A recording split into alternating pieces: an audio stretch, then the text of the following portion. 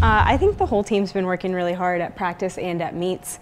We've had several indoor meets already so far this season, and I think everybody's pretty much been getting better throughout the competition season as we go on, and I think that that'll continue this weekend, hopefully. And if everybody has good performances, we're in pretty good contention for the meet.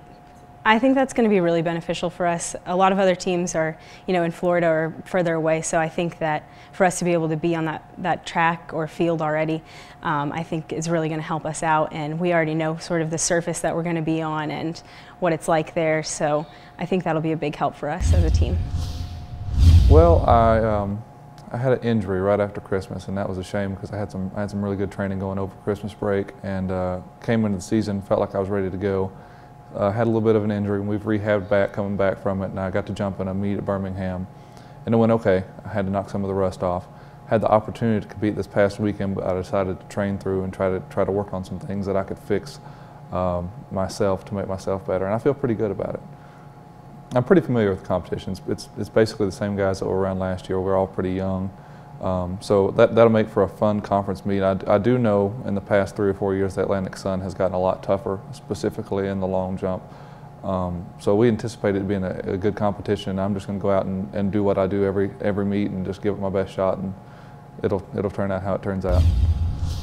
Well, so far this season, I've been very pleased with the progress. We've improved every weekend that we've competed. We've had some school records set or tied. In particular, Brett Squibbs has done a great job in the pole vault, and look forward to the future with him throughout his career.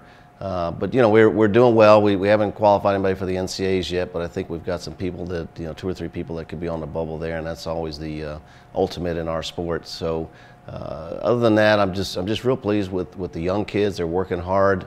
As freshmen, they struggle a little bit from time to time, but I think they're ready for this weekend. As far as the team is concerned, I think we're a solid second on the men's side. We can compete for the title, but we've got a lot of work to do in order to make up some difference there. On the women's side, it's very, very tight there's one team, Jacksonville, that's out there a ways, but we could be anywhere from 2nd to 5th. And so I think we have some people that can win events in both genders, and that's always a goal, is to be a conference champion. So whether we win or lose, I expect the kids just to compete hard and do the best they can, and hopefully we'll come away with a lot of positive things.